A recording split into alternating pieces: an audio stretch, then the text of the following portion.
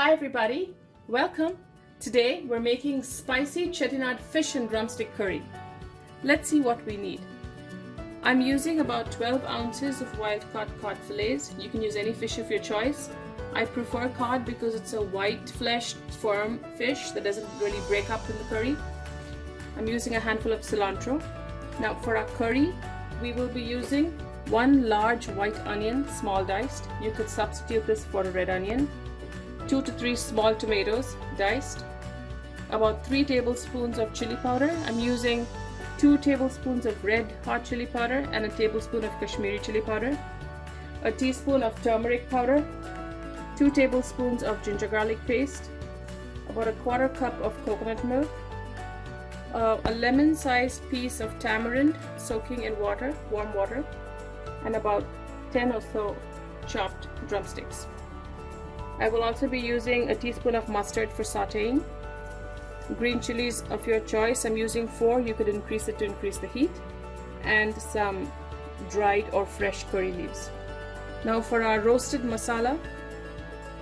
Tur dal or split pigeon peas, about 3 tablespoons. Whole black peppercorns, 1 teaspoon. Cumin or jeera seeds, 1 teaspoon. Coriander seeds, 1 tablespoon. Fennel seeds, 1 teaspoon.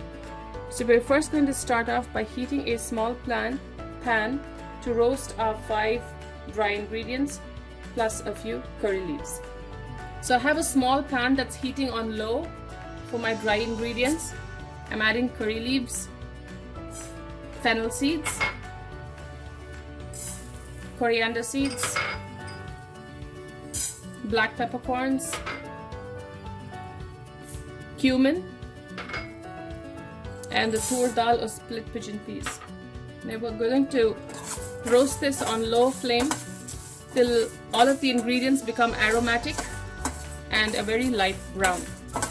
Now while that is being done, here I have a pot with 2 to 3 tablespoons of oil, just regular cooking oil, to which I'm adding mustard. So this is for our curry base.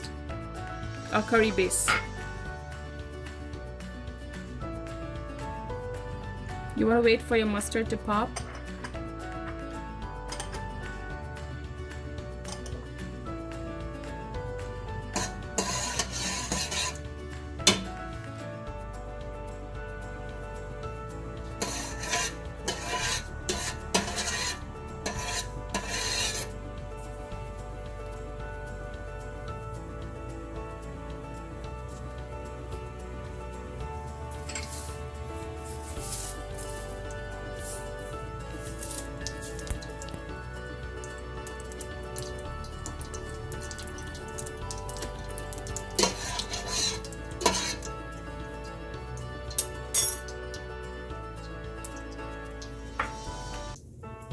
As the mustard pops, curry leaves, and we had about a quarter teaspoon of fenugreek or methi seeds there in the ingredients that we missed because it was in a teaspoon. So I'm adding that. Roast it gently till it's a light brown before we add the onions.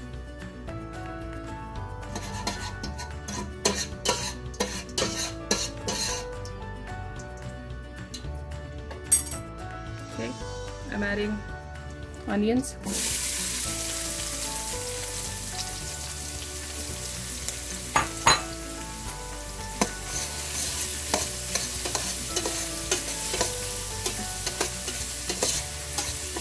I'm going to saute my onions down really well. Now while this is happening, I'm going to continue to roast my dry ingredients, and once it's light brown, we will grind it to a very... Ingredients are now well roasted and brown. I'm going to start dry grinding them.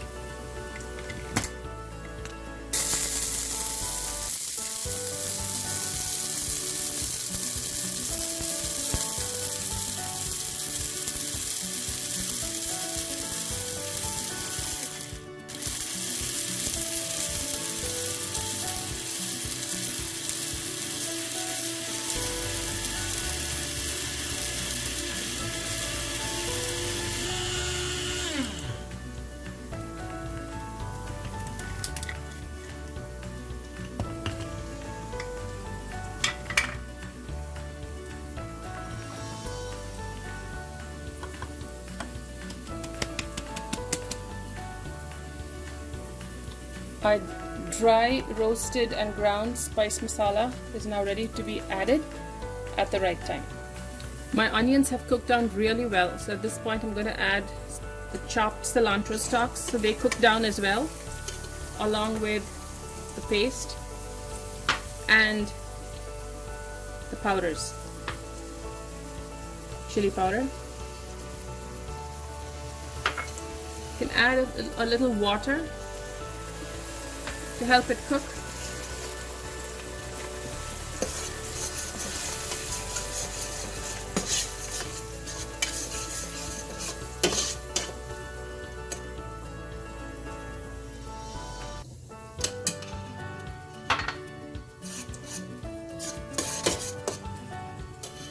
And I'm also adding the dry spice powder. Add a little water and cook it down really well.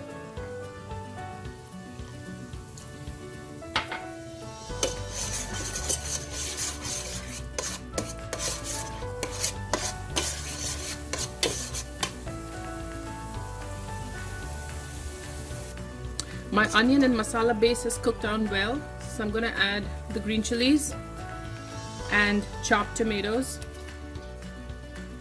Continue cooking it down till the tomatoes are half cooked. You can add some water as you go so it doesn't stick to the bottom of the pot. And after the after the tomatoes have cooked down, we're going to add the drumstick, cook that, and then add tamarind paste. My tomatoes and green chilies have been cooking down for about 4 minutes or so. As you can see, the tomato is not fully mashed, so this is really good. It looks pretty in a fish curry. I'm going to add my drumsticks. Now I've put that in about a half a cup of water and I microwaved it for about 10 minutes. This quickens the cooking process, so it doesn't take too long on the pot. So while my curry was being made, I put this in the microwave. I didn't add any salt, just water and drumstick pieces.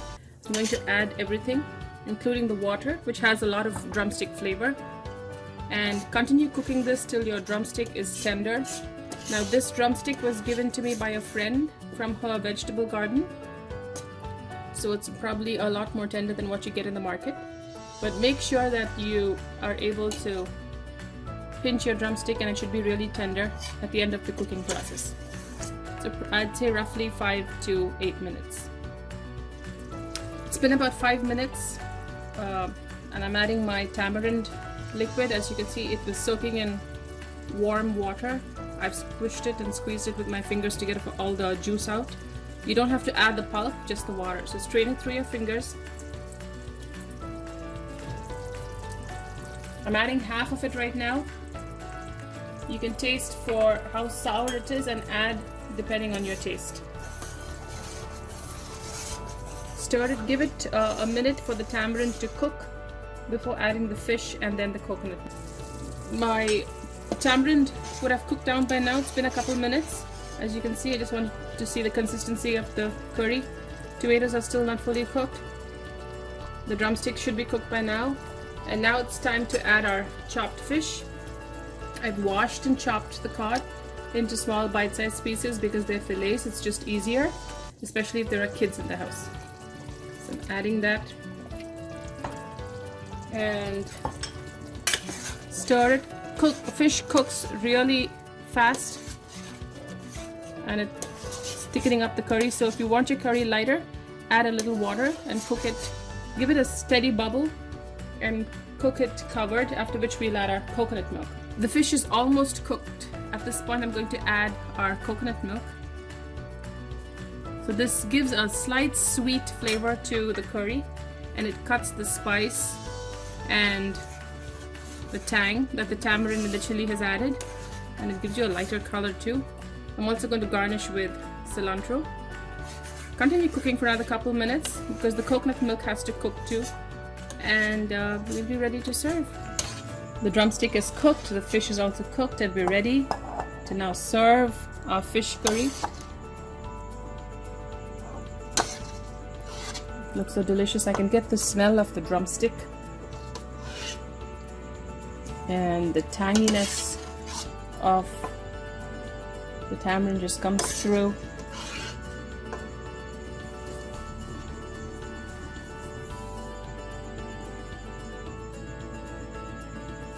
A little more curry on top. And we finally garnish it with some chopped cilantro. And so now your Chettinad spicy fish and drumstick curry is ready for you to enjoy.